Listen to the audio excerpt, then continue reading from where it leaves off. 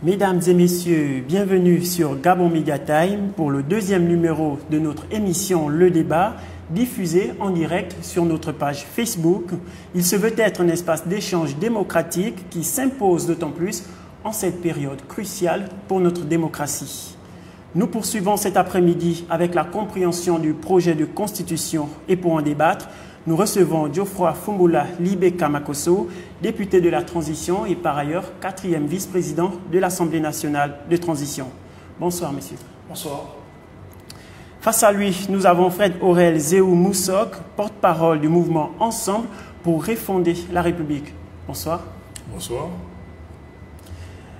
Avant d'entrer dans le vif du sujet, quelques règles à respecter. Il s'agit principalement d'échanger des arguments dans un respect réciproque, pas d'invectives ni de propos déplacés. Et conformément aux dispositions de l'article 69 nouveau de la loi 07/96 révisée, il ne revient pas aux débatteurs de donner des consignes de vote. À tous nos internautes, vous avez la possibilité de nous envoyer vos questions et suggestions, soit en interagissant directement via notre Facebook ou en nous envoyant un message via WhatsApp au 062 44 17 17. 062 44 17 17. Alors, nous entrons dans le vif du sujet, messieurs. Dans un premier temps, j'aimerais vous entendre peut-être sur les appels à répéter, à voter en faveur ou en défaveur du oui, alors que la campagne n'est pas encore lancée. On voit d'ailleurs des personnalités de premier plan, notamment des parlementaires de la transition, qui ont pourtant participé à la révision de la loi 07/96. Bon, si ces responsables politiques se permettent de violer impunément la loi, quelle image cela renvoie du point de vue de la consolidation de nos institutions? Monsieur Moussok. Non, je pense que c'est d'abord au camp de oui de se prononcer, puisque ce sont des appels à voter, oui, pas aux appels à voter, non. Ah, ok, bon. Je laisse. Je prends la parole sans pour autant effectivement porter la responsabilité du camp du oui. Parce que pour ceux qui me suivent, je pense que je suis celui-là qui a saisi le ministre de l'Intérieur pour faire retirer les affiches appelant à voter oui et qui ne cesse d'inviter au respect de la loi. Parce que la consigne de vote ne se donne que pendant la période électorale. Malheureusement, on constate qu'on a des appels à voter oui, mais aussi à voter non. De comment vous dire oui, mais comme il y a beaucoup de oui, nous on appelle à voter non. Est-ce que c'est parce que quelqu'un viole la loi que moi également je m'inscris dans la même démarche pour répondre à cette personne en utilisant les mêmes mécanismes de violation de la loi? Moi je me veux être citoyen, je prône pour la bonne gouvernance, mais pour que bonne gouvernance il faut effectivement que nous soyons des bons citoyens. Et le bon citoyen c'est celui qui se conforme à la loi, qui n'agit pas en fonction de son opposé, parce que l'opposé aurait violé la loi. Moi également je m'inscris dans la même démarche pour essayer de maintenir un équilibre. Donc moi je continue. J'avais saisi à propos, vous avez pu suivre certaines de mes démarches, j'ai introduit une requête contre le ministre de l'Intérieur en son temps, en ce qui était de la révision de la liste électorale. Ensuite j'ai déposé les courriers. Voilà, donc moi je reste dans cette démarche où je trouve irresponsable qu'avant les élections on appelle à voter oui ou non. D'accord. Monsieur Moussok, justement, est-ce que ça renforce, selon vous, le discrédit sur nos institutions dans un contexte, justement, où nous voulons les réformes? Bien, il y a le discours de monsieur le député de transition, que je salue, mais il y a les faits. Monsieur le député de transition a parlé de bonne gouvernance. Qui doit imposer la bonne gouvernance et la répandre dans la société? C'est l'État. Je rappelle que si vous dénoncez des partisans du non qui appellent à voter le non, les partisans du non n'ont jamais eu de pancarte. Ce sont les partisans du oui. Et c'était des publicités officielles. Monsieur le député vient de le rappeler. Donc on dit souvent que l'exemple vient du haut. Ça veut dire que l'État, le CTRI, le gouvernement ont encouragé cette propagande préélectorale qui n'est pas fondée sur un esprit républicain. Vous avez rappelé la règle républicaine. La règle républicaine, c'est que pendant la période de campagne, les camps qui s'opposent peuvent légitimement appeler à voter oui, appeler à voter non. Donc, si on revient à ce type de pratique, qui est en fait une pratique pédégiste, parce qu'on la connaît depuis, c'est parce que l'État, le gouvernement laissait faire. Si monsieur le député de transition a le mérite d'avoir saisi le ministre de l'Intérieur, c'est très bien, mais il faudrait quand même toujours rappeler l'origine de ce problème. L'origine de ce problème, c'est que le gouvernement a voulu répéter les pratiques que nous avons tous dénoncées, en tout cas tous pour nous qui sommes ici, en son temps. Donc, cela a eu même pour effet de pousser aussi les autres qui se sont dit, mais on risque d'être pris de court, on risque d'être pris de vitesse à aller. Non, mais ce n'est pas la question de partager ou pas. Vous dites, c'est pas parce que tel viole la loi que l'autre est obligé de violer la loi. Il faut avoir une lecture d'ensemble. La lecture d'ensemble, c'est qui a la responsabilité de faire en sorte que ça ne se passe pas ainsi. D'accord. Il y a une différence, selon vous, entre l'État qui est garant du respect de ces mesures et qui, selon vous, viole cette loi. C'est le premier violeur de la loi, l'État. Puisque c'est lui qui a permis les pancartes officielles. Ce n'est pas les citoyens. D'accord. Bon, maintenant, en fait, moi, je ne partage pas cet avis parce que l'État, c'est qui? Il faut qu'on commence par là. L'État, c'est nous. L'État, ce n'est pas juste l'administration. Moi, je suis citoyen. Et même si j'ai un penchant, une orientation, est-ce que c'est parce que un ministre, une autorité aurait fait mal que je dois aller dans le même sens? Je pense que non. S'il fait mal, c'est de mon devoir en tant que citoyen de rappeler à cette dernière en tant qu'autorité la norme qui s'impose à tout le monde. Et moi, c'est dans cet état d'esprit que je me suis inscrit. Quand j'ai invité à cesser cette campagne, je ne m'adressais pas qu'aux partisans du oui. Même si effectivement, la proportion à appeler à voter oui était plus importante. Mais je continue à passer ce message à ceux également qui appelaient à voter non, en disant c'est pas responsable. C'est pas parce que certains violent la loi en appelant à voter oui que vous allez vous inscrire dans la même démarche en appelant à voter non. Au contraire, appelons au respect de la loi. Mais monsieur le député, le respect de la loi. Monsieur le député, il y a quelque chose de gênant dans votre démarche.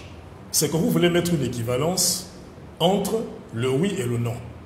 Lorsqu'on a à faire une analyse objective, on ne peut pas faire d'équivalence entre le oui et le non.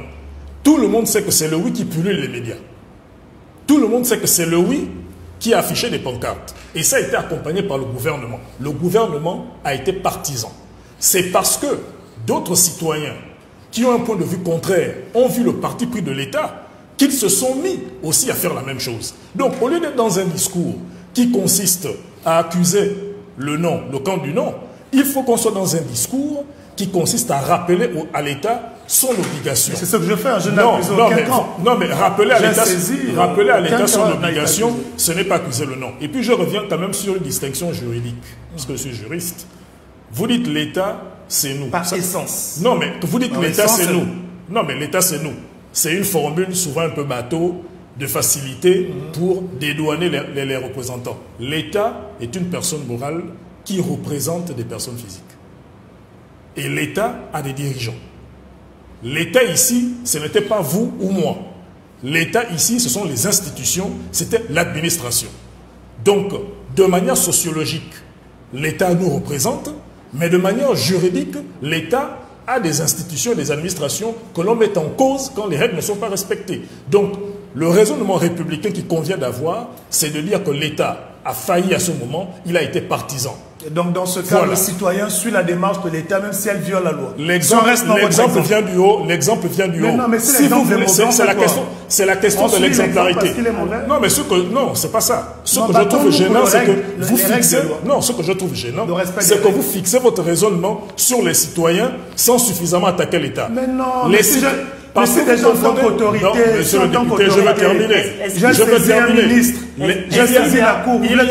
Non, monsieur le député, il y a la cause, il y a la conséquence. On ne s'attaque pas aux conséquences, on s'attaque à la cause. La cause, c'est le comportement de l'État, ce n'est pas les conséquences. Il ne faut pas venir dénoncer les conséquences dont on chérit les causes. Les Gabonais qui suivent cette vague et l'État qui est garant du respect de... Mais c'est justement pourquoi, quand moi, je ne me mets pas sur les réseaux pour dire j'appelle à voter abstention oui ou non.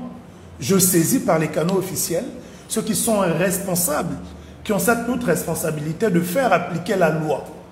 Et pour preuve, lorsque j'ai saisi le ministre de l'Intérieur à propos, les affiches ont été retirées. Je n'ai pas eu besoin d'indexer qui que ce soit. Mais mes frères et mes sœurs, qui sont par exemple ceux du non, qui n'ont pas une responsabilité étatique, le seul moyen que je peux utiliser pour interpeller ces derniers, ce ne sont pas des courriers, ce sont des sensibilisations pour dire, même s'il y a eu violation du côté, pour suivre, être dans votre logique de l'État, nous ne sommes pas obligés d'accompagner ces derniers dans cette violation. Nous ne sommes pas obligés de faire ça. Si nous voulons, voilà. Non, bon, mais non, mais on est d'accord. C'est une appréciation. Non, mais votre appréciation. Qui peut-être. Non, monsieur le député, détrompez-vous. Votre appréciation est juste. Sauf que elle n'est pas, de mon point de vue, pertinente par rapport au problème de fond. C'est lequel? Le problème de fond, c'est le comportement de l'État, qui a été partisan. C'est ça qui entraîne la réaction des autres. Si un acteur de cet État interpelle l'État, qu'est-ce que vous voulez que moi, en tant que parlementaire? Mais vous n'êtes pas le seul. Je ne suis pas le Parlement. Monsieur le député, êtes-vous le seul à avoir interpellé l'État? Il y a des gens qui ont écrit. Moi, j'ai écrit. Moi, j'aimerais bien. Moi, j'ai écrit. Il y a d'autres qui ont écrit. Vous avez écrit. Il y a d'autres qui ont écrit. Mais le fait que vous ayez écrit, ou que moi j'ai écrit, ou que d'autres aient écrit, révèle quoi? Le problème de fond. Le problème de fond, c'est que l'État, dans son côté partisan, a laissé faire. Vous êtes un père de famille, vous avez des enfants. Vous favorisez un enfant. Vous créez une injustice. L'autre enfant réagit, même s'il réagit mal. Ce n'est pas parce qu'il a mal réagi que cela remet en cause l'existence de l'injustice que vous avez commise. Mais l'injustice n'a pas été remise en cause à l'État. Pardon. L'injustice n'a pas été remise en cause parce que lui, il est dans un instinct de survie. Il se dit, si mon père privilégie par exemple mon frère ou ma soeur, je n'aurai rien. Donc au lieu de continuer à blâmer l'enfant, même si tu peux lui dire que tu n'aurais pas dû agir comme ça, le problème de fond, ce n'est pas la réaction de l'enfant. Le problème de fond, c'est le comportement injuste du père de famille. Alors, nous n'allons pas vous mettre d'accord sur cette question. Passons au prochain point, si vous voulez bien. Très rapidement, j'aimerais vous faire commenter un peu le transfert de l'organisation des élections par le ministère de l'Intérieur. Bon, si ce que vous dénoncez aurait-on dû peut-être impliquer des acteurs, des entités de la société civile? Certains ont même parlé du clergé. En fait, moi, je pense que la démarche devait être inclusive. Surtout que quand on lit le projet de constitution, c'est un projet de constitution qui est présenté et qui matérialise l'inclusivité, notamment la consécration de la société civile à l'intérieur. Je pense qu'on devait déjà avoir les prémices de cette inclusivité. Même si, effectivement, l'organisation des élections a été rétrocédée à 100% au ministère de l'Intérieur, loi pour laquelle je n'ai pas voté, j'ai voté contre, parce que moi je restais dans cette dimension inclusive et autres, mais n'empêche que le ministère aurait pu saisir cette opportunité pour matérialiser le caractère inclusif, nous éviter effectivement d'observer ce que nous observons. Mais bon, tout compte fait, on va observer, on va voir ce que ça va donner. Mais en ce qui me concerne, je pense que ça aurait été mieux d'inclure tout le monde, le clergé, la société civile, les partis politiques, pour voir ensemble comment s'unir afin d'accompagner le processus. Le ministère a fait appel à ses techniciens. On va voir ce que ça va donner. Bien, mais vous voyez que tout à l'heure, on pointait du doigt la partialité de l'État. Là, on aborde la question de l'inclusivité ou de l'exclusivité. En fait, là, c'est l'exclusivité. Je pense qu'il faut toujours tenir compte du passé récent. Naguère, nous dénoncions le régime Bongo PDG qui faisait en sorte que le ministre de l'Intérieur pilote les élections, fabrique des résultats et les impose par la force. Avec la complicité des partis politiques qui étaient représentés. Oui, la complicité des partis politiques. Opposition majoritaire. Oui, qui étaient représentés et qui, bizarrement, sont encore représentés aujourd'hui sur le CTRI. Ça veut donc dire que les choses n'ont pas tellement changé. Mais ce n'est pas d'abord le problème des partis politiques qu'il faut aborder. C'est la question des principes. On revient à ce que je disais, l'État. L'État a des responsabilités. L'État ne va pas attendre que monsieur le député, qui a son mérite, le saisisse. Quand vous organisez des élections, avec le passé, sinon le passif que nous avons connu, le ministre de l'Intérieur n'a pas besoin d'attendre que monsieur le député, mon cher frère, aille le saisir. Il doit comprendre que pour donner de la crédibilité à la transition, parce que le référendum qui arrive est une étape décisive, nous saurons si le Gabon, en adoptant ce projet de loi de constitution, va s'ancrer dans le giron des États démocratiques ou pas. Donc, le ministre de l'Intérieur, il aurait dû convoquer à une concertation, à des discussions, les représentants de la société civile, des acteurs politiques, pour qu'il y ait une représentativité. Pourquoi? Parce que le débat qui va être posé, c'est la sincérité des résultats. Et la sincérité des résultats est déterminée par la qualité de l'organisation. Et la qualité de l'organisation est déterminée par les règles et la représentativité. Vous avez parlé d'inclusion. C'est cela. Donc, le ministre de l'Intérieur, connaissant le passé et le passif électoral de ce Gabon, aurait dû commencer par là. On ne doit pas être dans une logique où tout le temps il faut a priori, il faut a posteriori saisir l'autorité. Il y a des mécanismes a priori qui peuvent être enclenchés pour garantir. Ce sont les Gabonais qui ont pris cette décision à l'occasion du dialogue national inclusif. Ils n'ont pris aucune décision. Honorable. Le dialogue, ce sont des recommandations appréciables. Voilà. Soumises à l'appréciation des autorités pour la matérialisation en acte, soit législatif ou réglementaire. Et d'ailleurs, ce ne sont pas toutes les conclusions qui ont été matérialisées. Bon, pour preuve, on a comme conclusion, je pense en page 7, la dissolution du PDG, la suspension du PDG, la poursuite des acteurs clés du Parti démocratique gabonais qui étaient en fonction en 2023. Je pense notamment au président d'ensemble qui était Premier ministre en ce temps-là. Donc il y avait tout ça comme conclusion. Ce sont toutes ces personnes-là qui devaient être poursuivies selon le vœu des Gabonais. Bon, les autorités de transition en ont décidé autrement. Jusqu'à présent, il n'y a pas d'acte réglementaire, en tout cas il n'y a pas de texte qui partent dans le sens de matérialiser les conclusions, par exemple sur les partis politiques. Donc je suis d'avis avec lui que c'était une volonté exprimée, mais qui se devait maintenant d'être matérialisée. Toutefois, sur cet aspect fait partie des volontés exprimées par les Gabonais et qui sont consignées dans le rapport. Donc c'est cette volonté. Mais justement, monsieur le député, allons plus loin dans la réflexion. Il y a eu un dialogue qu'on a qualifié d'inclusif. Ça a été critiqué par les uns, par les autres, on ne va pas revenir là-dessus. Il n'était pas inclusif selon vous? Non, ça a été critiqué par les uns, par les autres. De mon point de vue, il n'était pas suffisamment inclusif. Parce qu'il y a quand même des gens qui étaient de qualité, qui étaient là-bas. Mais j'aurais souhaité ce dialogue beaucoup plus inclusif. Voilà. Mais ce n'est pas le débat. C'est encore une fois les principes. Il y a eu des recommandations qui étaient soumises à l'appréciation des autorités de transition. Il faut toujours, en politique, se questionner sur la nature de la décision et les motivations. Je me rappelle parce qu'à titre personnel, j'ai fait des contributions. J'avais même créé un mouvement qui s'appelle 5e République et nous avons fait des propositions. Et j'ai lu le rapport général et même les conclusions, les communications qui étaient faites par les organisateurs. Parmi les recommandations, il y avait la représentativité de la société civile et des acteurs politiques au sein de l'appareil électoral. C'était une recommandation forte, puisqu'elle était en adéquation avec un problème que nous avons bien vécu pendant près en tout cas depuis 1990. Pourquoi le ministre de l'Intérieur, le Premier ministre, le président de transition, donc les autorités de transition ont fait le choix de ne pas traduire ça immédiatement en acte juridique et même d'en tenir compte dans la composition actuelle? Pourquoi? Ce sont des choix politiques. Il faut donc se questionner. Ce type de comportement... Rappelez-moi, prenez l'élément de réponse à propos voilà, qui nous a été fait. Voilà. Donc, ce type de comportement jette la suspicion. Il faut bien comprendre quelle est l'attente des Gabonais. L'une des grandes attentes des Gabonais, c'est que les élections se passent de manière libre, crédible et transparente. Et nous savons, dans la pratique, les actes ou les comportements qui n'ont pas garanti la sincérité des résultats. Je trouve dommage que le ministre de l'Intérieur n'ait pas anticipé et qu'il ait attendu encore une fois que mon frère Fumula ait encore le saisi ou que d'autres le saisissent. Bon, je pense quand même que la responsabilité, comme on dit, gouverner, c'est anticiper. Là, si on n'anticipe pas, on va encore tomber dans les mêmes reproches et les mêmes très rapidement, peut-être un élément de réponse qui nous a été servi, parce que le code électoral actuel, qui encadre l'organisation de référendums, n'est pas celui qui va être utilisé pour organiser les autres catégories d'élections. Donc, ce qui nous a été servi comme moyen était que le référendum, ce n'est pas une histoire de parti politique. le référendum n'a pas de coloration. On ne vote pas pour X ou pour Y.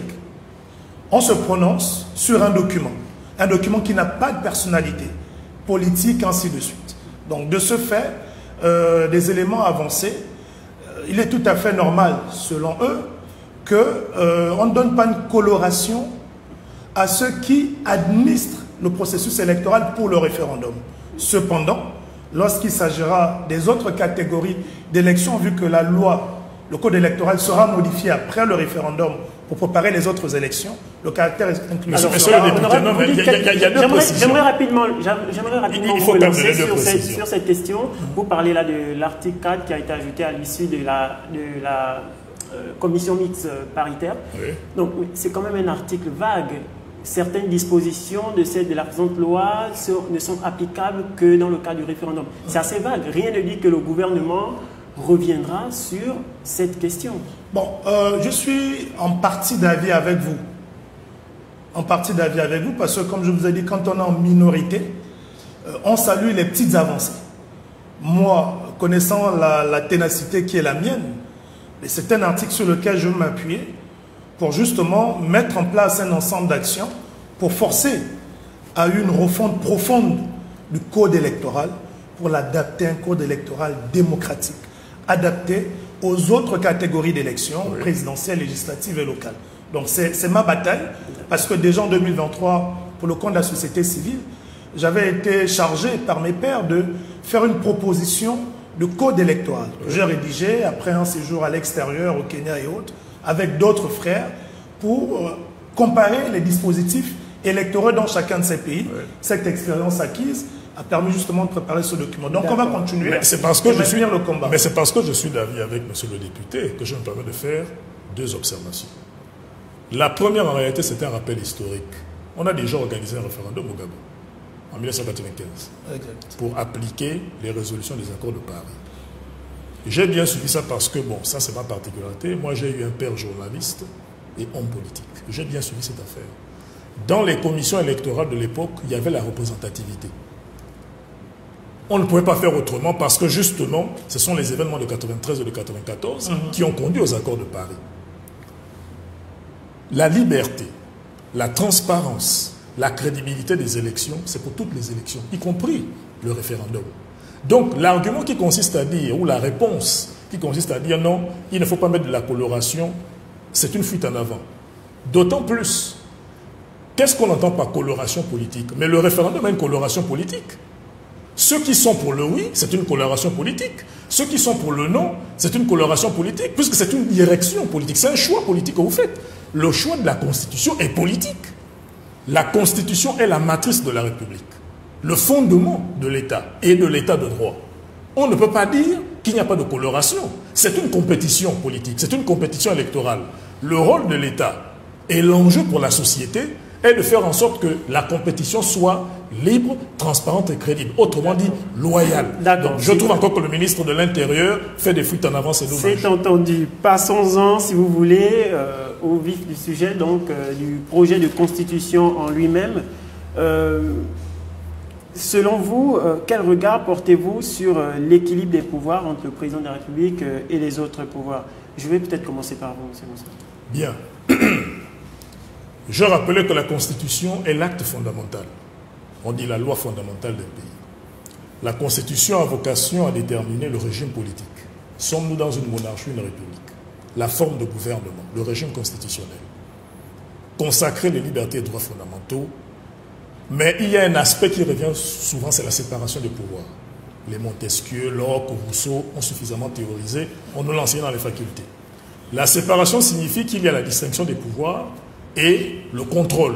Montesquieu disait que par la force des choses, il faut que le pouvoir ait le pouvoir. Moi, j'aime l'expression équilibre des pouvoirs parce que ça montre qu'il y a des forces en présence et que ces forces doivent se neutraliser dans l'intérêt supérieur de la nation. De mon point de vue, il n'y a pas d'équilibre de pouvoir dans le projet de loi de constitution. Pourquoi? Parce que ce projet de loi de constitution, et on va tout à l'heure élaguer les articles querellés, consacre un président tout-puissant qui ressemble étrangement à celui de 1961, puisqu'avec la constitution du 21 février 1961, on avait déjà un président tout-puissant. qui a la totalité du pouvoir exécutif, qui a des immixtions dans le pouvoir législatif, puisqu'il peut dissoudre l'Assemblée nationale, et qui peut même nommer, bon, à l'époque, en 1961, il nommait les magistrats. Là, il est président du Conseil supérieur de la magistrature, donc en fait, il participe à la nomination des magistrats. Mais le Parlement peut également mettre en accusation le président de la République. Le Parlement peut mettre en accusation le président de la République, mais maintenant, regardez les procédures de mise en accusation. Quand vous regardez ce que propose le projet de loi de constitution, vous avez 7 magistrats hors hiérarchie, nommés par le Conseil supérieur de la magistrature, et 6 parlementaires. Le président est lui-même membre du Conseil supérieur de la magistrature, donc il participe à la nomination de ces 7 magistrats. Si vous avez un fait majoritaire qui lui est favorable, les députés de l'Assemblée nationale, vous pensez qu'ils vont nommer des gens qui vont aller pour mettre en difficulté le président? Les sénateurs, vous pensez qu'ils vont nommer des sénateurs qui vont aller mettre en difficulté le président?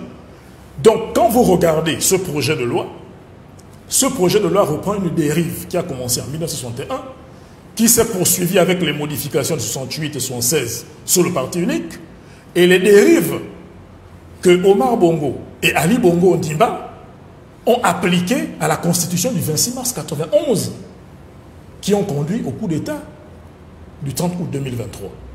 Pourquoi revenir à une ossature institutionnelle où le président est le tout-puissant sur l'exécutif? Il a un pouvoir de vie et de mort sur le législatif, puisqu'il a le pouvoir de dissolution, il a le pouvoir de contrôle de l'action législative, il a même un pouvoir de contournement, ça c'est même en matière budgétaire. Et en plus, il a la supériorité sur le plan de la magistrature, sur le plan de la politique judiciaire. Donc il cumule le pouvoir exécutif, le pouvoir législatif et le pouvoir judiciaire. Il n'y a pas d'équilibre de pouvoir. Ça permet de dire quoi? Que ce projet de loi de constitution consacre un président tout-puissant pour avoir des parlementaires godillots et une justice aux ordres. C'est inacceptable. D'accord. Honorable, c'est cette question justement qui vous a conduit à voter contre les amendes.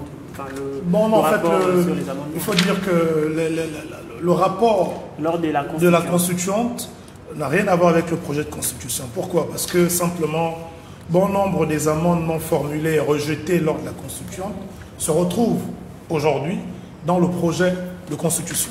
Nous ne sommes pas nombreux. Moi, j'avais formulé 25 de façon spécifique et une cinquantaine sur les 173 articles qui ont été rejetés. Bon nombre des amendements rejetés se retrouvent dans le projet de constitution. Alors, il faut qu'on commence d'abord par comprendre c'est quoi, effectivement, la constitution. Elle a vocation à quoi? Elle a vocation, premièrement, à donner une identité à la nation. C'est pourquoi, ailleurs, on fera référence aux langues locales, au Sénégal, quand je lis le Wolof, ainsi de suite.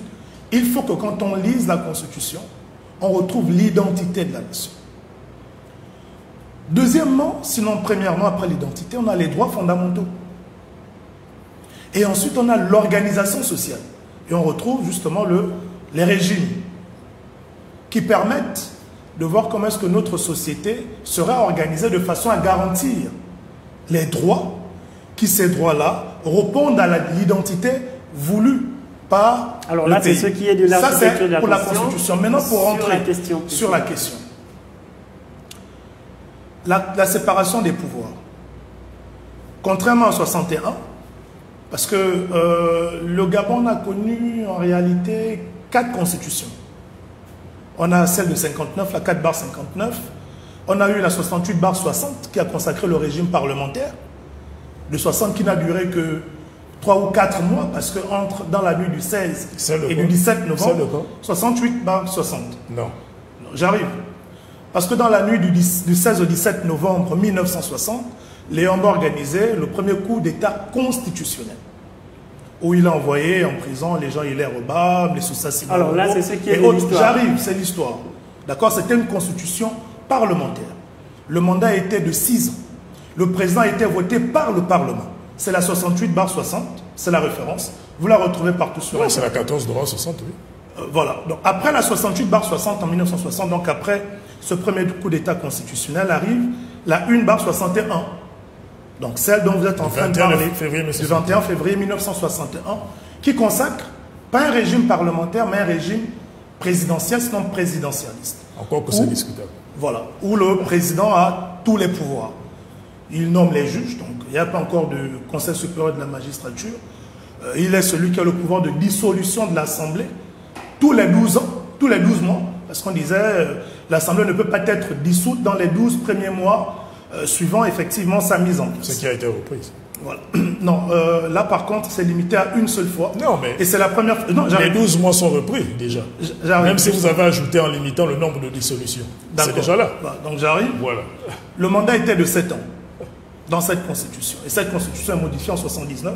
Je suis d'avis avec vous. Non, pour intégrer le PDG comme étant un organe constitutionnel. Et c'est cette constitution de la 1/60 qui, en fait, a fait son temps jusqu'en 90 avant qu'on ne puisse avoir la 3/91 qui est encore en vigueur aujourd'hui. Ce que je suis en train de dire, c'est qu'on a eu des tas, je suis d'avis avec vous, dans l'histoire politique de notre pays au cours des 63 dernières années. Sur ces 63 dernières années, nous avons toujours eu ce modèle en matière de gouvernance. Concentration de pouvoir, où le président était à la fois le président, il avait la main mise sur le pouvoir judiciaire, il nommait les juges constitutionnels, ça ne date pas d'aujourd'hui, il pouvait dissoudre l'Assemblée sans limitation. Ça, c'est un fait. Maintenant, quand on compare, parce qu'en tant que Gabon, on ne vit pas sur notre planète, quand on a envie de comparer les standards de notre démocratie, on doit également se référer à ce qui se fait ailleurs en matière de démocratie. Quand on prend la constitution de l'île Maurice, parce que j'ai eu plaisir à étudier ces constitutions, le Sénégal, le président de la République a toujours été président du Conseil supérieur de la magistrature. C'est même lui qui nomme le président du Conseil supérieur de la magistrature. Il a le pouvoir de dissolution de l'Assemblée. Ça n'empêche pas que ce pays soit développé. Même disposition au Mali, où ils peuvent aussi nommer des juges constitutionnels. Même disposition au Burkina. Ce sont, on va dire, des régimes mixtes. Quand on revient dans les régimes dits présidentiels, on prend la constitution du Bénin, on prend la constitution du Ghana, on prend la constitution du Nigeria, le président de la République nomme les juges constitutionnels. Il n'a pas seulement le pouvoir de dissolution de l'Assemblée, parce que ce sont des régimes présidentiels. Quand on prend l'île Maurice, on étudie la constitution de l'île Maurice. Essayons d'aller un peu plus vite. Voilà. Donc, ce que je suis en train de dire, c'est que ce que nous on perçoit ici comme étant quelque chose de spécifique au Gabon, c'est super président, mais les mêmes dispositions, on les retrouve dans les constitutions de plusieurs pays africains. C'est vérifiable, c'est scientifique. Cela ne sous-entend pas que c'est le modèle. Oui. Est-ce que le Gabon n'a pas une démocratie un peu fragile pour déjà basculer vers ce En fait, c'est là où je renvoie à notre mentalité. Qu'est-ce qui peut justifier que dans les mêmes dispositions, les autres, dans d'autres pays, arrivent à se développer, connaissent les alternances, et pas nous au Gabon? Qu'est-ce qui peut le justifier? Bien. Même disposition. Je fais 3 observations. La première observation, déjà, monsieur le député a commis une petite bécassine. Rappelons l'histoire. En termes de constitution, de régime constitutionnel, la première, c'est celle du 19 février 1959, qui consacre un régime parlementaire moniste. La deuxième, c'est le 14 novembre 1960, qui consacre un régime parlementaire dualiste, ce qu'on appelle le bicéphalisme. Il y avait déjà le président et le Premier ministre. Mais le président, en fait, il était à titre honorifique, le modèle un peu de l'Allemagne. Le véritable chef, c'était toujours le Premier ministre. Ah non, c'est pas vrai, parce que dans les dispositions, le président est nommé par l'Assemblée, il nomme le Premier ministre. Mais c'est pas ça le problème. Mais qui quand vous dites excusez-moi, honorifique, j'aimerais bien comprendre le caractère honoraire. Le caractère honorifique veut dire quoi?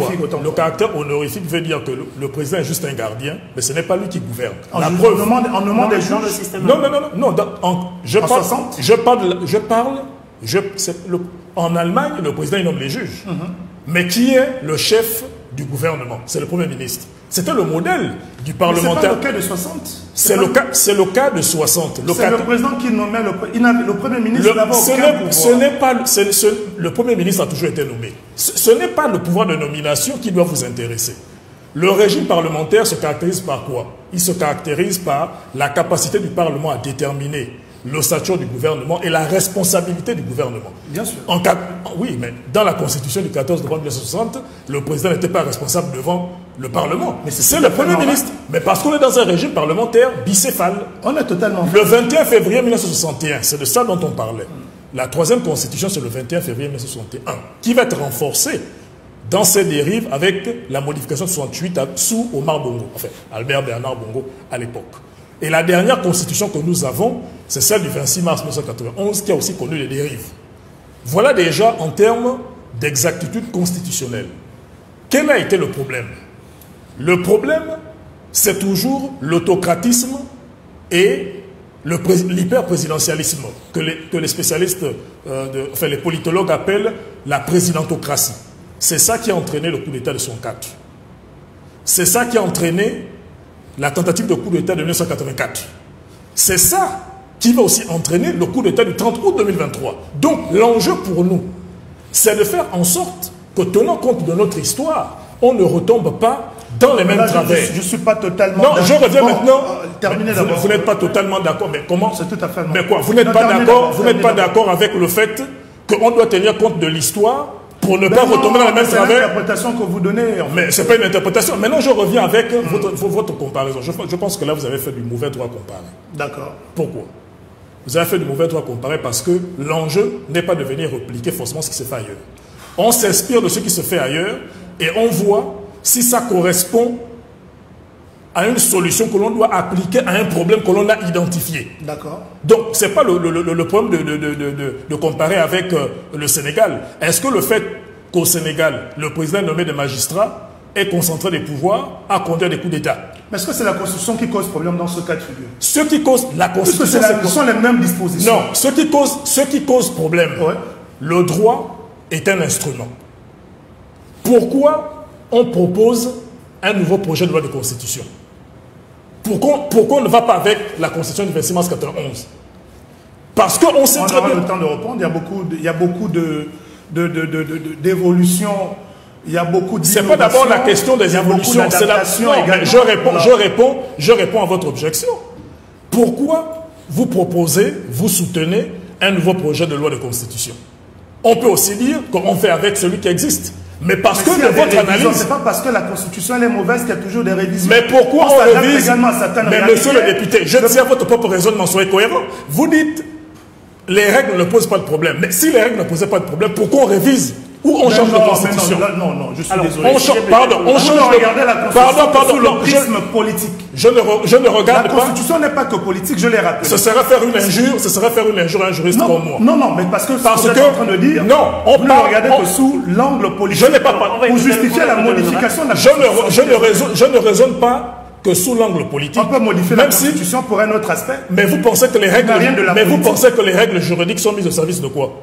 Les règles juridiques sont mises au service de la politique. Non, ce que je suis en train de dire, pardon. Non, au sens politicien, la Constitution est motivée. Mais le projet de loi de Constitution est motivé par la politique. Non, le projet de loi de Constitution répond, mais bien sûr que si, le projet de loi de Constitution répond à une vision de la société. Vous-même, vous l'avez dit, vous n'avez pas d'identité, c'est politique. À une vision de la société, à une vision de l'État, à une vision des institutions, à une vision de vivre ensemble. C'est politique. La question est de savoir si les règles juridiques qui vont les rendre obligatoires permettent de régler les problèmes que nous avons identifiés. On ne fait pas un projet de loi de Constitution pour régler les problèmes du Sénégal ou de l'île Maurice, c'est pour régler les problèmes du Gabon. Pour être précis. Alors, donc, cet argument ne tient pas. Quand on décide, nous, dans peu importe le domaine, quand on veut être meilleur, on ne s'enferme pas dans sa chambre et on pense que voilà les standards qu'il me faut pour être meilleur. Moi, j'ai une dimension, une approche qui est scientifique. Si tu veux être meilleur, tu te compares aux meilleurs. En fait, c'est un fait. Sauf pour vous, vous estimez que si on veut être meilleur en matière de démocratie, on s'assoit dans notre mbanja et on pense la démocratie selon nous. Non, monsieur. Vous avez écouté ça, c'est ce que je vous ai dit. Non, mais c'est ce que vous êtes en train de dire. C'est pas ce que je vous ai dit. Non, on ne s'inspire je vous ai dit. Alors, je vous ai dit qu'on s'inspire des autres pour permettre de régler nos problèmes. Si vous vous inspirez des autres pour ne pas régler votre problème, ça ne sert à rien l'inspiration. Allez jusqu'au bout de voilà, d'accord. La comparaison ne tient que si ça permet de régler nos problèmes. J'arrive justement. Comment s'inspirer des autres s'il n'y a pas de comparaison? Là est toute la question. Je vous ai posé des faits qui sont clairs. Oui. Qu'est-ce qui peut expliquer que avec les mêmes dispositions, d'autres arrivent à se développer, ils connaissent des alternances, et quand nous, on met en place les mêmes dispositions, on trouve tous les problèmes du monde. Il y a donc quelque chose qui est bien plus profond que le texte qui est mis à notre disposition. Maintenant, c'est la mentalité, c'est le comportement, c'est la sociologie dans laquelle nous sommes. Et il faut d'abord qu'on commence par accepter les limites à ce niveau. Parce que moi, ce que je refuse en tant que Gabonais, c'est qu'on me fasse comprendre que le Gabonais, il est tellement particulier que si 1 plus 1 est égal à 2 chez 10 autres pays, mais comme lui il est convaincu que 1 plus 1 est égal à 4, faisons quelque chose, un texte spécifique aux Gabonais pour qu'ils croient que 1 plus 1 est égal à 4, même quand la norme dit 1 plus 1 est égal à 2. Monsieur le député, je refuse. On se veut être compétitif. Monsieur le député, vous vous égarez. On veut que la démocratie soit plus efficace. Monsieur le député, vous vous égarez. Et d'ailleurs, celui que vous vous égarez. Concrètement. Oui, concrètement. Et d'ailleurs, celui que vous contredisez, c'est Oligui Nguema lui-même. Quand vous dites que le problème, ce ne sont pas les règles, c'est la mentalité. Mais tout le monde est d'accord avec vous que c'est la mentalité. Mais la règle sert à quoi?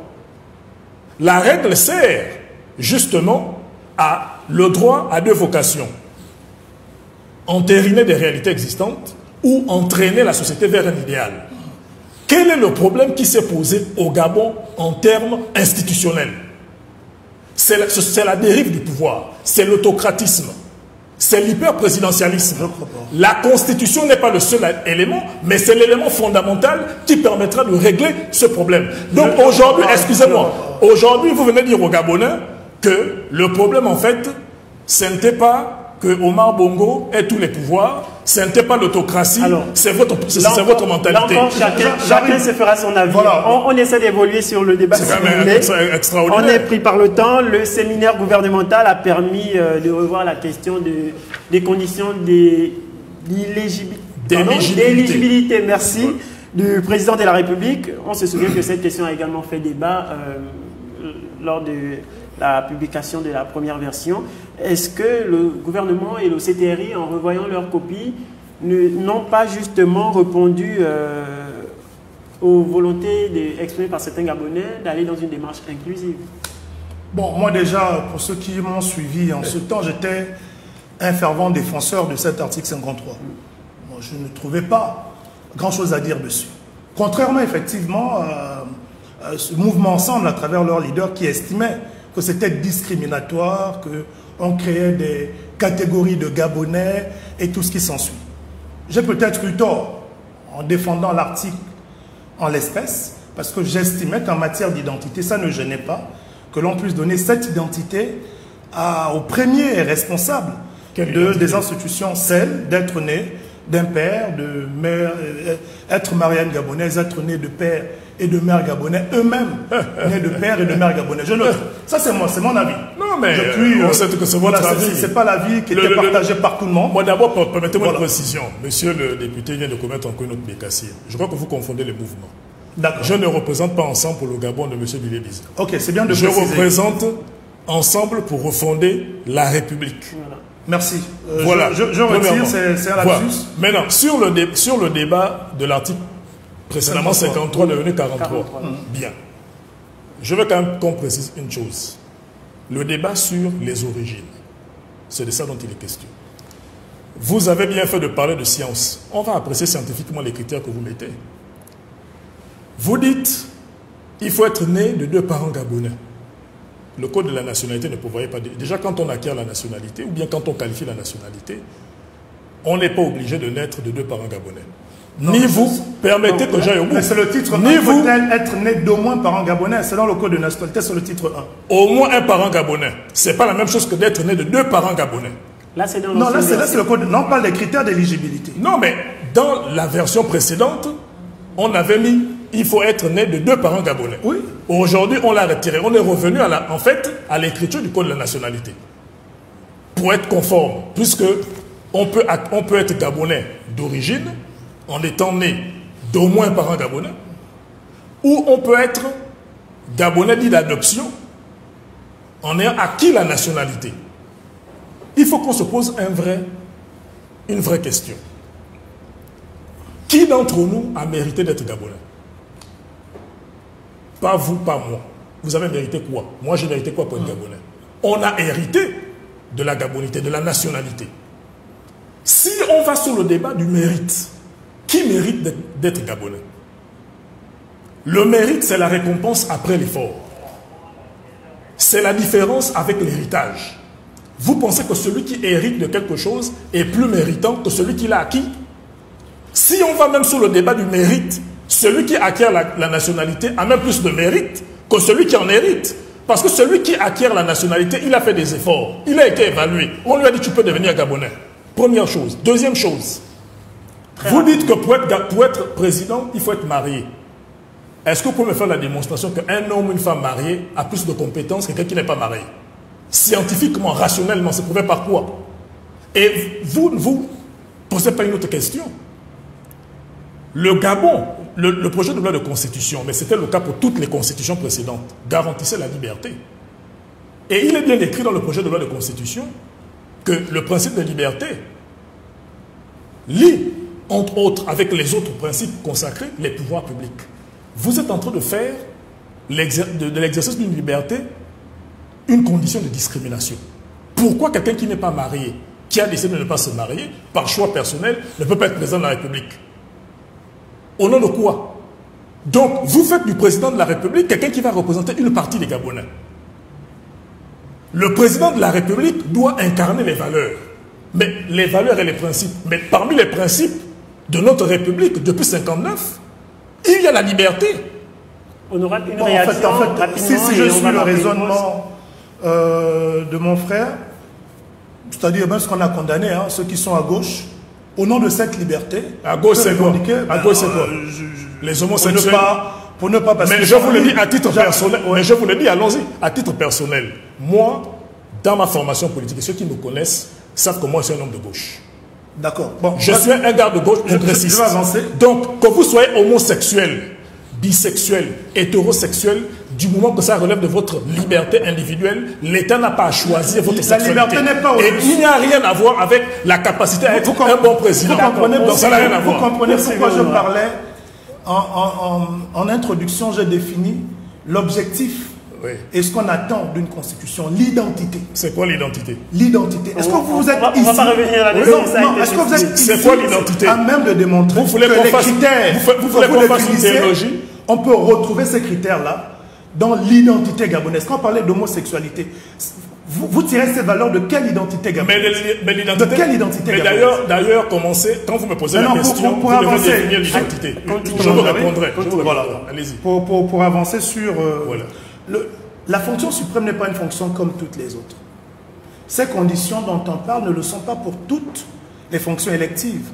Elles ne sont pas opposables à quelqu'un qui veut être député, qui veut être maire, qui veut être conseiller local. Ceux qui m'ont déjà une grande incohérence. On parle ici de la fonction suprême. Pourquoi? Parce que le président de la République, ce qui est différent de la présidence de la République, le président de la République est l'institution. Il incarne l'image du pays.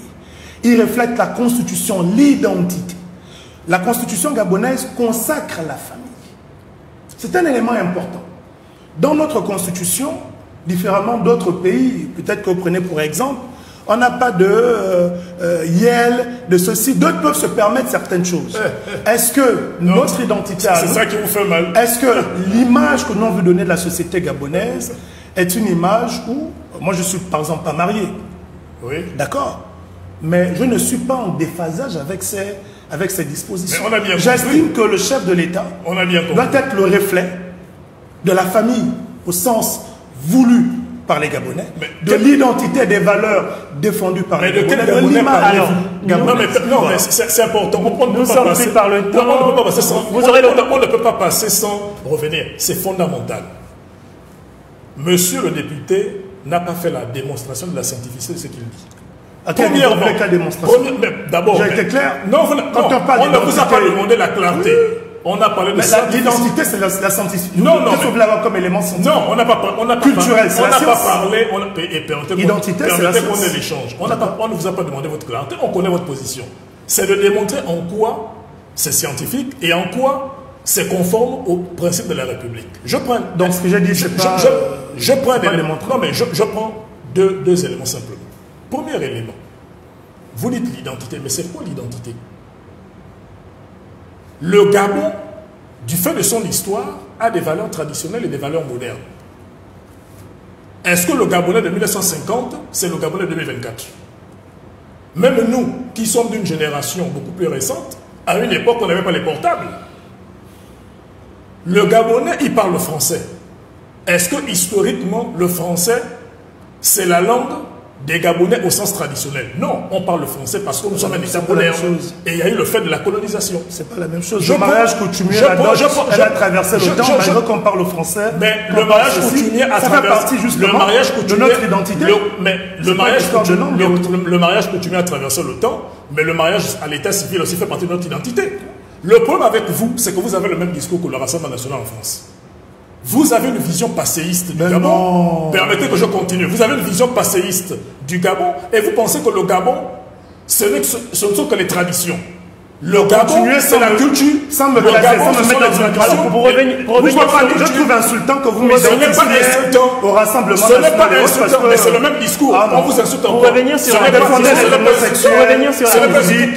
défends pas les homosexuels, je défends la liberté des citoyens gabonais. Le fait que le rejet qui sera soumis aux Gabonais. Être marié ou ne pas être marié ne doit constituer en rien une condition d'accession à la fonction présidentielle. Parce que le président, il représente tous les Gabonais. Alors il nous reste 2 minutes avant de marquer la pause. Est-ce que le fait que le gouvernement et le CTRI aient mis un peu d'eau dans leur vin n'était pas justement de nature à rassurer tout le monde? Bon, ça veut donc dire que par rapport au projet de loi de constitution, c'est déjà une première défaite pour M. Fumboula.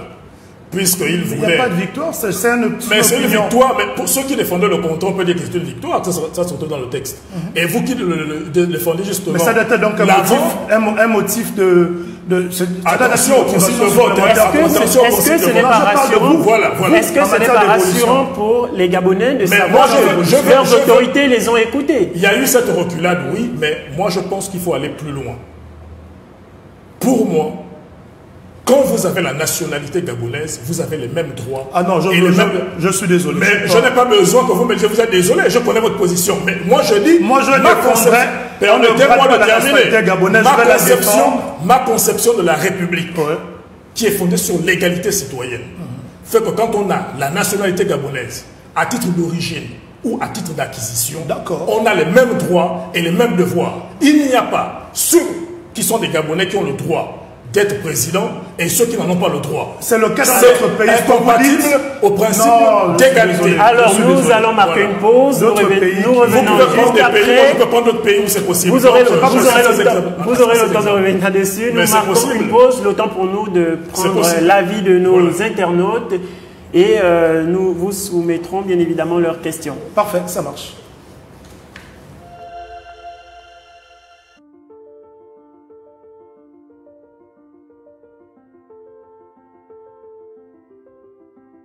La campagne référendum 2024, je suis concerné, je vote, a été lancée officiellement le 1er octobre dernier avec une phase de terrain effective à partir du 5 octobre.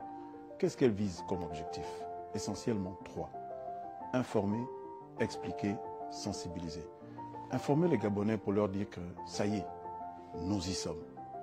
Nous sommes à l'étape du référendum, laquelle étape a été précédée par celle du dialogue national inclusif, qui a été précédée par l'étape de l'appel à contribution et qui bien évidemment nous ramène au 30 août, le début de cette transition.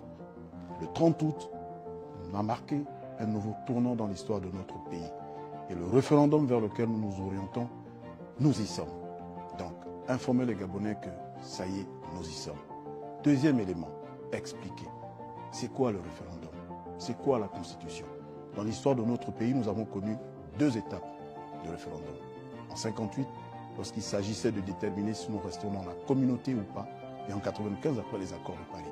Donc en 1958, beaucoup d'entre nous, vous et moi, n'étions pas nés. Et en 1995, certains l'étaient. Donc pour beaucoup de Gabonais, c'est une nouveauté. Donc il faut expliquer en quoi cela va consister. C'est quoi une constitution? Qu'est-ce qui la différencie d'une loi ordinaire? Qu'est-ce qui la différencie d'un décret? Donc la loi fondamentale, qu'est-ce à dire? Qu'est-ce qu'elle contient? Comment elle va agencer notre vivre ensemble? Et troisième et dernière étape, sensibiliser.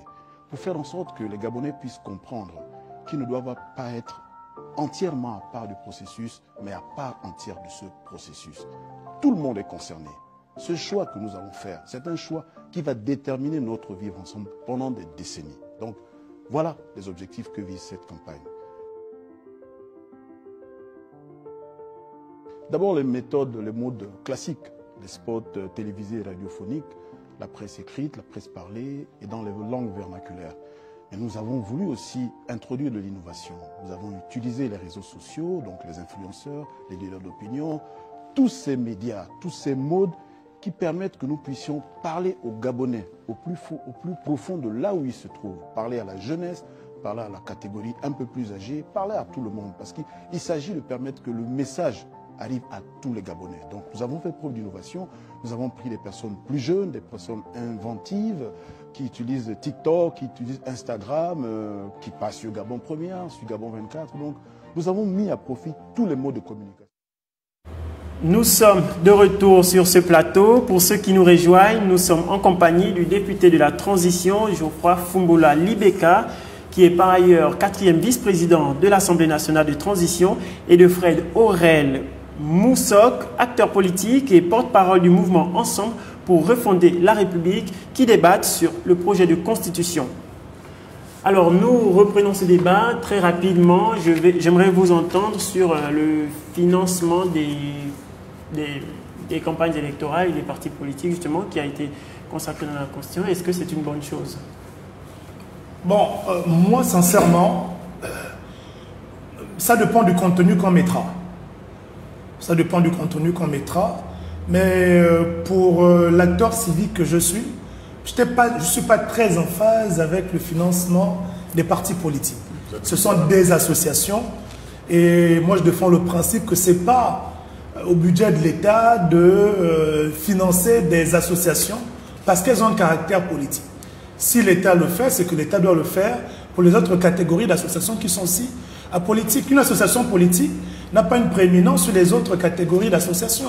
Mais est-ce que, justement, le fait, si on allait dans votre sens, est-ce que le risque de ne pas le faire n'aurait pas également été que des puissances étrangères puissent financer des campagnes au Gabon et déstabiliser notre pays? Non, mais quand on met en place une association politique, soit-elle, on s'organise justement à mobiliser des ressources. Et de ma mémoire, je n'ai pas souvenir que des puissances étrangères s'immiscent dans la vie politique de chaque pays. Il peut y avoir des partenaires, ainsi de suite. Je ne sais pas trop comment les partis politiques sont organisés. Mais moi, ce qui me gêne, c'est juste l'idée de savoir que les fonds publics vont servir à appuyer une catégorie d'associations parce que ces associations ont une connotation politique. C'est la seule gêne. Maintenant, on verra quand on va travailler sur la loi qui va encadrer tout ça. Alors, on va peut-être essayer de faire de la politique comparée. En France, c'est le modèle du Gabon. Justement, les partis étaient libres de collecter des fonds de la part des particuliers, etc. Mais on a constaté qu'il y avait énormément de corruption. Est-ce que là, ce n'est pas aussi une manière, justement, d'encadrer cela pour éviter la corruption? Non. Revenons sur le principe du financement. Le principe du financement des partis politiques, en soi, ne me pose pas problème. Je pense que de ce point de vue, c'est même une avancée, puisque ça fait partie de ce qu'on peut appeler les pis-aller de la classe politique et même de la société civile à l'époque. Je me rappelle encore de quelques concertations. En soi, ça ne pose pas problème. C'est comme quand l'État vient en aide à une entreprise. Parce que le financement des partis politiques, c'est comme quand, en parallèle, l'État peut financer des entreprises. Le problème, c'est toujours de savoir ce que l'on veut. Et monsieur le député l'a bien dit, c'est le contenu. Il y a plusieurs modèles. Vous voulez financer les partis politiques comment? Est-ce que ce sont des financements de participation? Est-ce qu'on vous donne des moyens pour prendre part à des élections? Moi, je crois que ce n'est pas trop le rôle de l'État. Est-ce qu'on peut vous rembourser, soutenir effectivement certaines activités politiques? Oui, puisque dans toutes les enfin, depuis 1991, avec la Constitution de 1991, et même dans le projet de loi actuel, l'État reconnaît le rôle central des associations, des partis politiques, des syndicats et autres dans l'animation démocratique. Donc l'État essaie d'être en cohérence. Maintenant, le problème, ce sont les modalités. Quelles seront les modalités? Et comme je disais, il y a des modalités de financement de participation, des remboursements, de redistribution d'une manne financière en fonction du poids électoral et institutionnel. Et quelles sont les finalités que l'on vise? Est-ce que c'est pour neutraliser les partis politiques? Ce serait un recul démocratique. Est-ce que c'est pour les discipliner? Pourquoi pas? Est-ce que c'est pour éviter que les partis politiques soient à la merci de puissances étrangères? Mais ça voudrait donc dire qu'on a peut-être des preuves que ça existe. Et là, ce serait très grave, parce que là, c'est une ingérence qui est une atteinte à notre souveraineté. Donc, il faut bien qu'à ce niveau, le gouvernement nous explique en réalité les causes et les finalités qui sont les causes que l'on identifie et les finalités que l'on poursuit. Mais en soi, ça ne pose pas de problème. Je considère de ce point de vue que c'est une avancée. C'est le contenu qui va définir tout ça. Voilà, donc on va voir les modalités. Parfait. Passons-en, si vous voulez. Bon, très rapidement encore, j'aimerais vous entendre quand même sur la question du mandat présidentiel qui a été revu à 7 ans, alors qu'en 2018, déjà, la révision amené à 5 ans. 2023, alors le format n'est pas le même parce que 2023 c'était 5 ans sans limite, renouvelable autant de fois. Là nous sommes à 7 ans, renouvelable une fois. Le format n'est pas le même, même si pour ceux qui m'ont suivi, je demeure, c'est pas perdu, un partisan du mandat de 5 ans. Là aussi, comme je l'ai dit, en rappelant l'histoire de notre pays, nous n'avons eu que des mandats de 7 ans. Malheureusement ou heureusement, c'est selon. La seule fois qu'on a eu un mandat de 5 ans, c'est entre 93 et 98. Mais sinon, de 61 jusqu'en 90, c'était des mandats de 7 ans. Ensuite, on a eu un mandat de 5 ans. On est revenu au mandat de 7 ans, mais ça n'empêchait pas qu'on puisse revenir à un mandat de 5 ans, comme c'est le cas dans plusieurs pays. Justement, moi je suis... Pour ceux qui me connaissent, j'ai toujours été partisan d'un régime présidentiel équilibré de type américain. À titre personnel, j'ai toujours été favorable à un mandat de 4 ans renouvelable une fois. Parce que je considère qu'il faut éviter de faire des hommes l'alpha et l'oméga d'un pays. Aux États-Unis, même si la rééligibilité a été modifiée à partir de 1951 avec l'amendement Eisenhower, la durée du mandat n'a jamais changé. C'est 4 ans. En plus de 200 ans, les États-Unis sont devenus la première puissance du monde. Il faut toujours avoir une vision de long terme. Il ne faut pas faire les choses que pour des individus. Effectivement, monsieur le député rappelait à juste titre qu'on n'a pas vraiment connu des mandats de 5 ans, à l'exception d'une période qu'on va dire intermédiaire, entre 93 et 98. Mais il faut savoir pourquoi on est arrivé à 5 ans. C'est parce que la classe politique et la société avaient constaté que c'était trop. Et malheureusement, ce que je déplore, c'est que ce projet de loi reprend une dérive. Celle de 97, au moment de laquelle, à travers laquelle Omar Bongo va encore faire un tour de passe-passe. En 2003, c'est maintenant non plus un mandat de 7 ans renouvelable une fois, mais c'est maintenant un mandat renouvelable. Je trouve quand même dommage, et ça c'est un caveat de cette constitution, de ce projet de loi de constitution qu'il faut quand même déplorer. Je crois qu'il fallait revenir, parce que c'est ça qui faisait le consensus, à un mandat de 5 ans renouvelable une fois.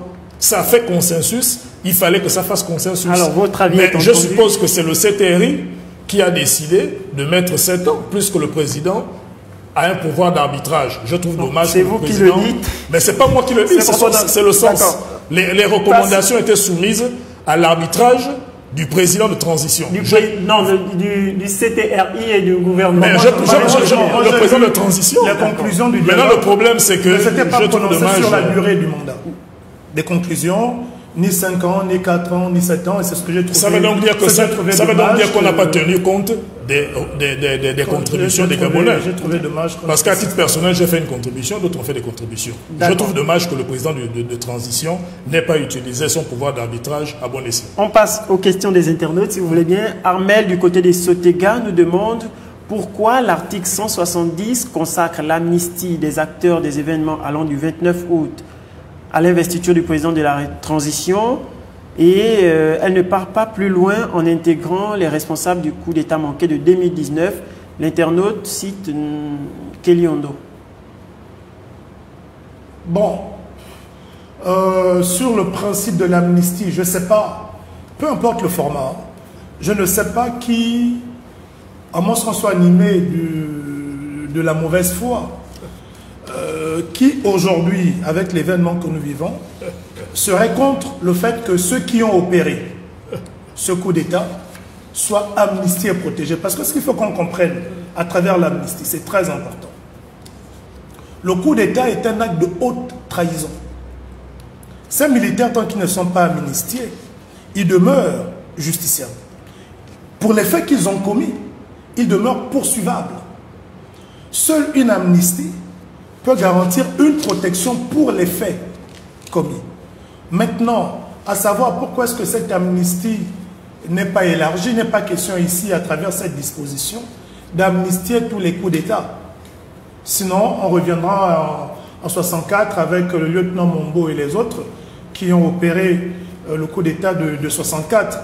C'est par rapport à un événement qui s'est produit, où des responsables identifiés, où des responsables sont clairement identifiés, parce que ces derniers ne se sont pas limités à essayer de changer l'ordre constitutionnel, ils ont bouleversé l'ordre constitutionnel, ils ont une responsabilité plus grande, c'est selon que ceux qui ont essayé de bouleverser l'ordre constitutionnel.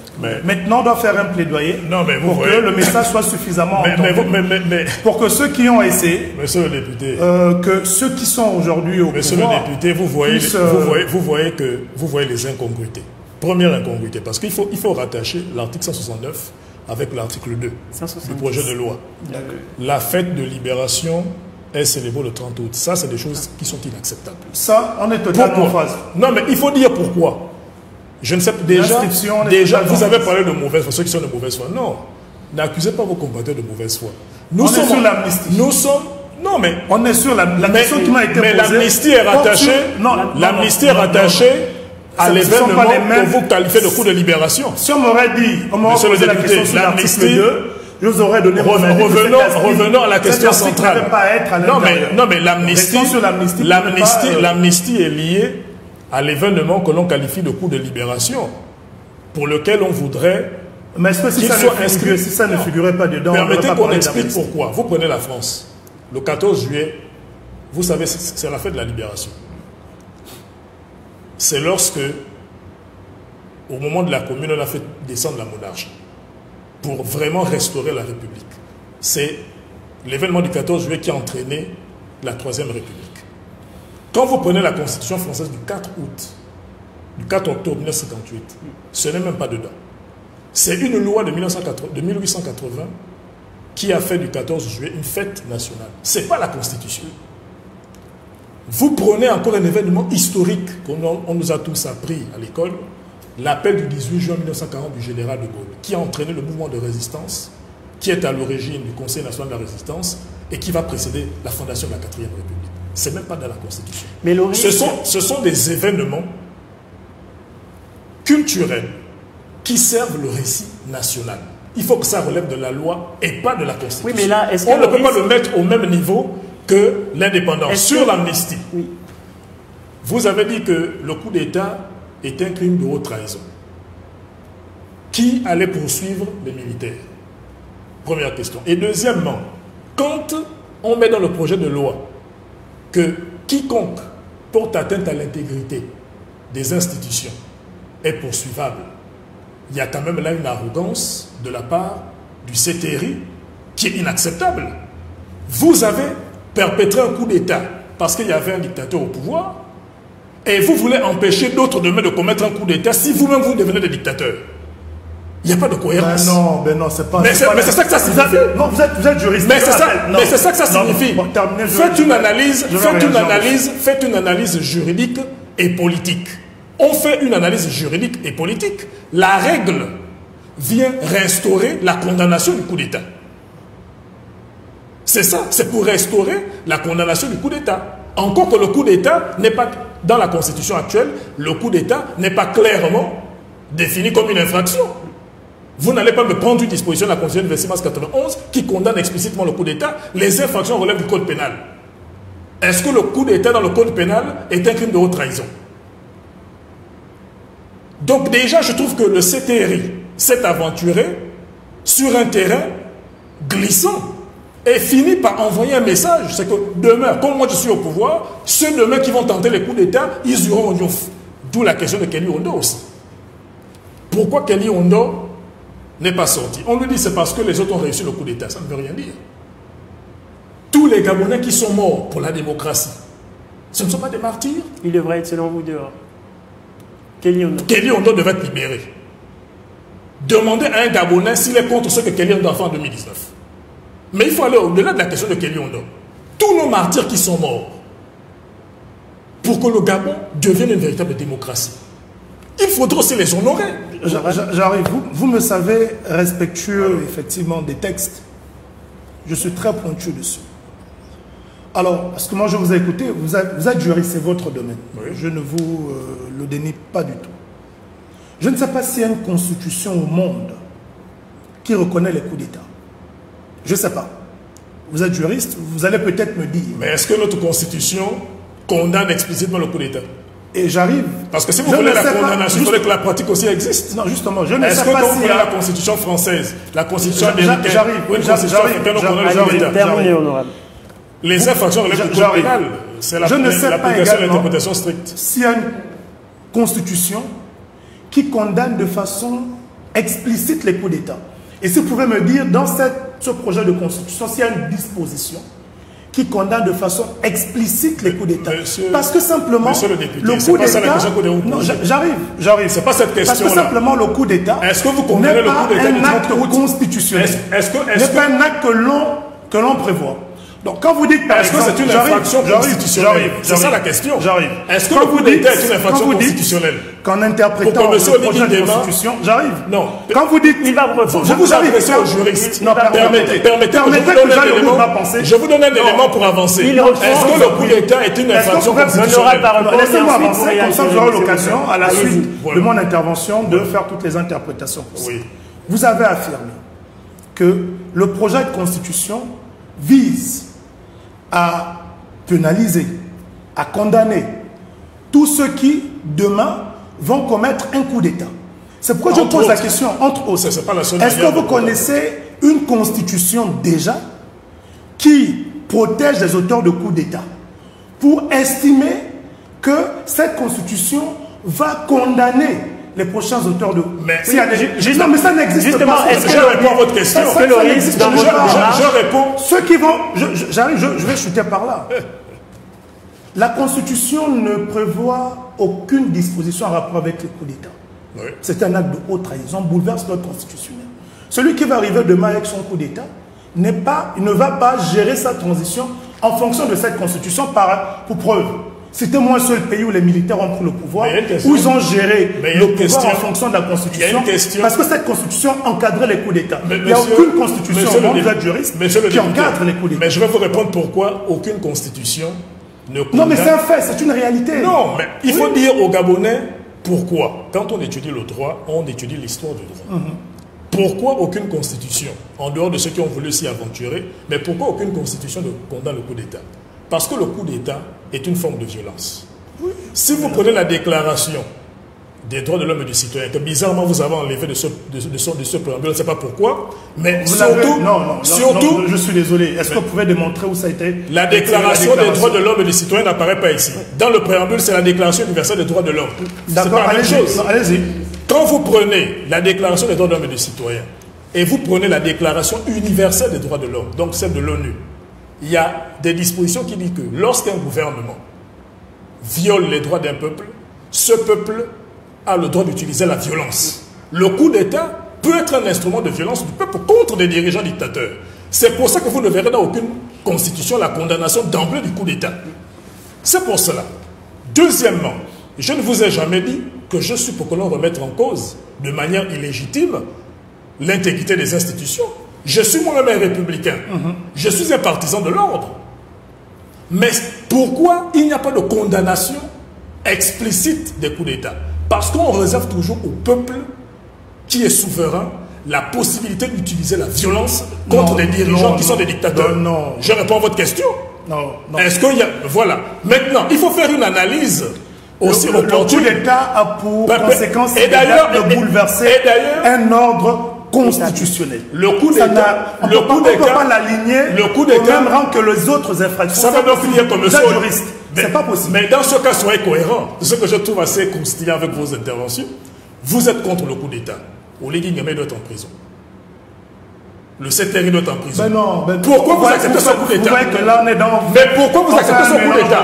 Vous acceptez ce coup d'État parce que vous faites une analyse politique. Le coup d'État vous a permis de sortir d'une situation gênante, dérangeante, dictatoriale. C'est pour ça qu'aucune constitution ne condamne d'emblée un coup d'État. Voilà, sinon, Olivier les gens en prison. Je termine rapidement. Très rapidement, en disant que quelques secondes. Il ne faut pas donner le sentiment qu'en prenant cette position, on est contre, notamment Kelly Ondo qui est en prison et autres. J'étais clair, je suis respectueux des lois. Je ne suis pas celui qui est envoyé ou le juge, parce que c'est une décision de justice. On peut l'apprécier.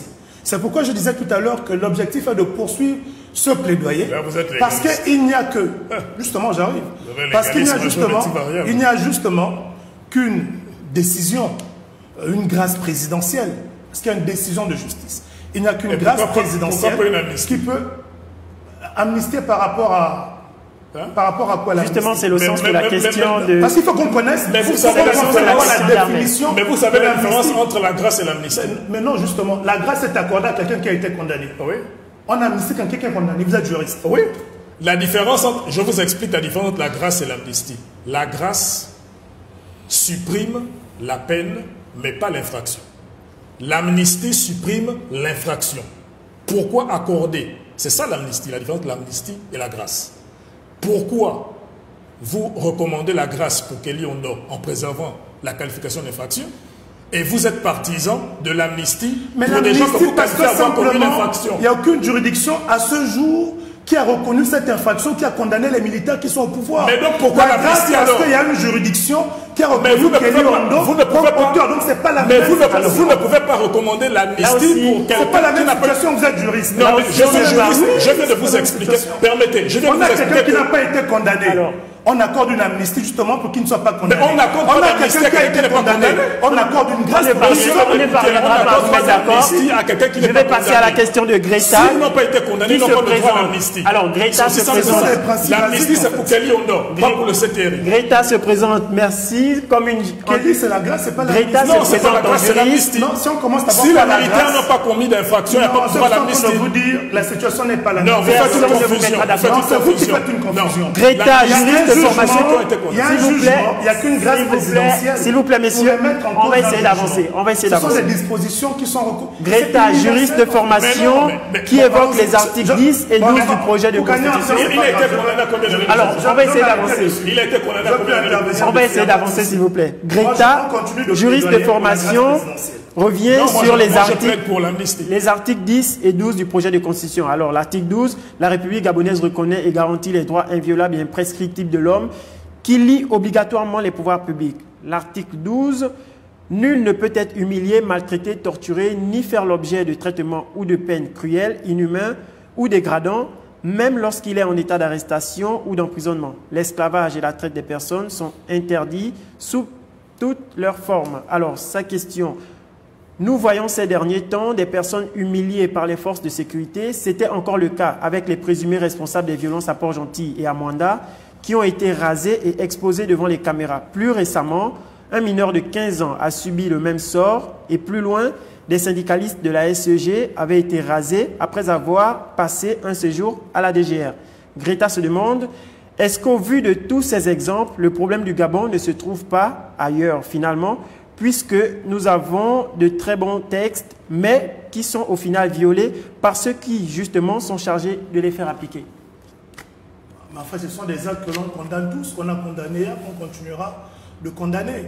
Mais c'est pourquoi je renvoyais tout ça à la sociologie, à notre mentalité. Parce que, voyez-vous, on parle de ces faits, parce qu'on a le dépositaire de l'autorité de l'État qui, effectivement, a violé ces dispositions. Vous allez voir, moi j'ai un de mes collaborateurs qui a fait enterrer le week-end dernier son petit-fils. Ils arrivent à 8 h à l'hôpital, un établissement public.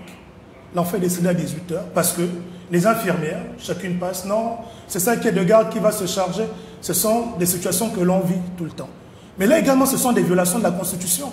Parce que la perception qu'on a, c'est vrai que je parle en fait de la mentalité.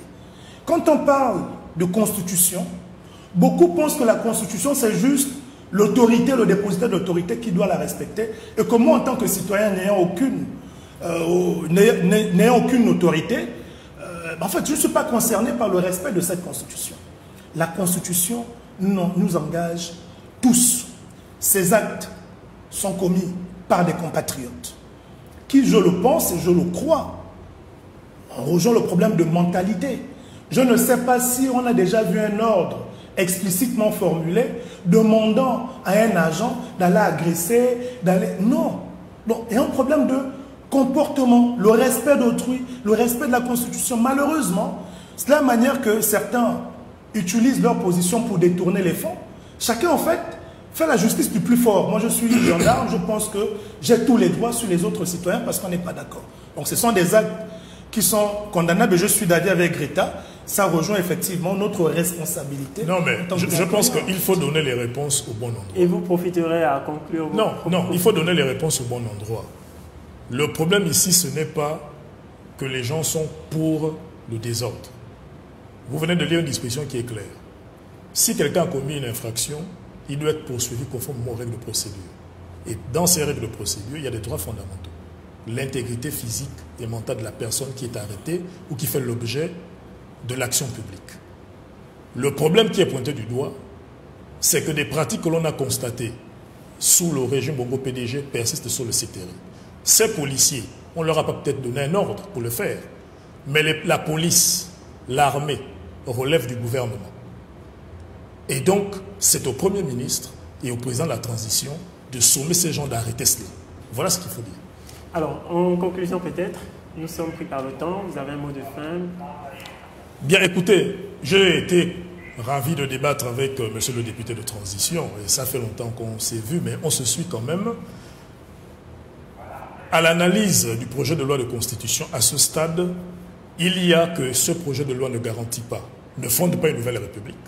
Ça revient à des avatars de la 3e et la 4e république. Ce projet de loi ne permet pas de préserver l'unité nationale avec des mesures encore discriminatoires à l'égard des binationaux. Ça porte même atteinte à des libertés et droits fondamentaux puisqu'on fait de l'exercice d'une liberté matrimoniale une condition de discrimination. Et ça ne permet pas d'ancrer le Gabon durablement dans le giron des États démocratiques.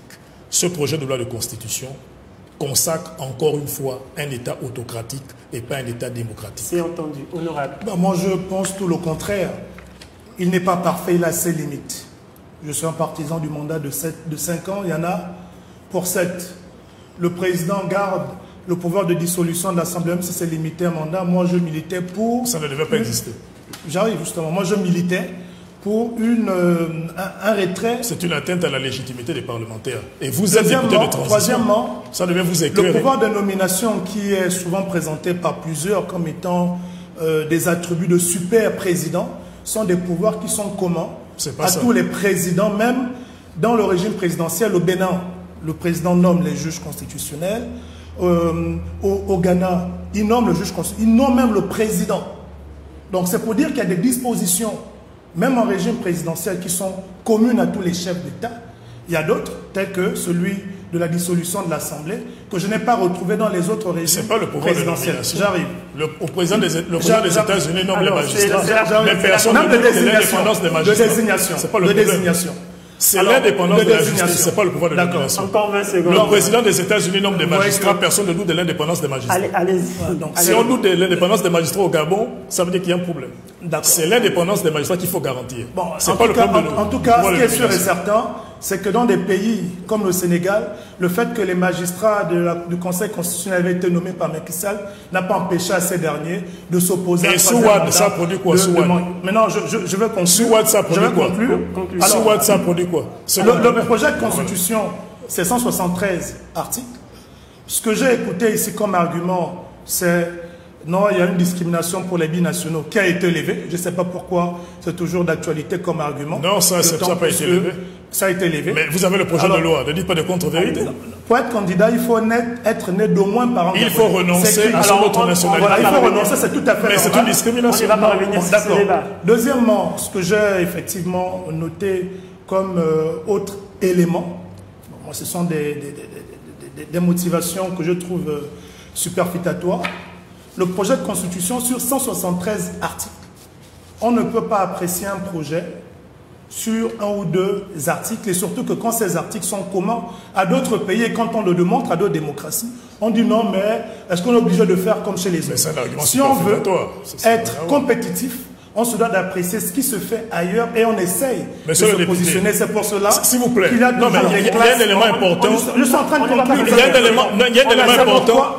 Vraiment, permettez-moi. Je vais entendre. Non, c'est juste une question. C'est juste une question. Permettez que je vous pose une question. Laissez-moi conclure. Non, excusez-moi. Non, c'est très important. Regardez cet alinéa pour montrer déjà le problème. Regardez cet alinéa. Conscient que les choix destinés à répondre aux besoins du présent ne doivent pas compromettre la capacité des générations futures à satisfaire leurs propres besoins. On ne va pas refaire le débat. Moi, je suis en train de... Non, cet alinéa veut dire quoi? Dans la conclusion. Cet alinéa veut dire que tout ce qui est mis dans le projet de loi de constitution ne doit pas empêcher demain les générations futures d'adapter le droit. Donc, quand vous mettez le principe d'intangibilité, vous voyez déjà même que ce projet de loi de constitution porte en lui-même les germes de sa propre contradiction. Je peux conclure sans être interrompu? Parce que, voilà, donc, pour le projet de constitution, c'est 173 articles. Je l'ai dit, une constitution consacre une identité. On retrouve l'identité gabonaise. Et pour preuve, dans le préambule, on fait référence, on a rajouté les ancêtres à côté de Dieu et du peuple qui existait déjà. On a rajouté les ancêtres pour nous reconnecter à notre identité. On retrouve dans le cas des droits fondamentaux, plus de droits fondamentaux qu'on n'en a jamais eu depuis 1959. Personne ne pourra me démontrer le contraire. C'est la première fois qu'on consacre la société civile et autres. Sur les aspects judiciaires, pour la première fois depuis les constitutions de 59, il y a un élément peut-être sur lequel on ne s'appuie pas beaucoup. Quand on lit l'article 115 alinéa 2, il est dorénavant pour nous qui sommes coutumiers à la Cour constitutionnelle d'attaquer une loi après sa promulgation. De 59 jusqu'en 2023, on ne pouvait attaquer la loi qu'avant sa promulgation. Et c'était un élément qui privait les citoyens de leurs droits. Quand ils n'étaient pas d'accord avec une loi, ils n'avaient aucun dispositif pour attaquer la loi. Or là, pour la première fois après 63 ans, on donne l'opportunité à tout citoyen d'attaquer la loi sur une période de 30 jours après sa promulgation. Je ne reviendrai pas sur les autres aspects. C'est pas une révolution. Si ce n'est pas une révolution, c'est tant mieux. Non, alors, on ne va pas tous je ne vais pas revenir sur tous les autres aspects. C'est ça, parce que s'il énumère les éléments, je suis obligé de réagir. Alors, voilà. Elle connaît... C'est la conclusion, ce n'est pas l'énumération des éléments, sinon je suis obligé de réagir. Elle a connu une évolution, elle a aussi ses limites. Voilà. Non, elle connaît une restauration et pas une refondation. Elle a connu des évolutions et elle a aussi ses limites. Il n'y a aucune évolution là-dedans. C'est par ces propos que nous mettons un terme à ce débat. Merci à vous de nous avoir regardés et surtout félicitations à nos débatteurs pour ces brillants arguments qui ont été avancés et nous espérons que vous avez pu éclairer la lanterne des Gabonais. Je vous donne rendez-vous vendredi pour le 3e numéro et bon début d'après-midi à tous. Brillant et pas brillant, j'espère. Qu'est-ce qui se passe?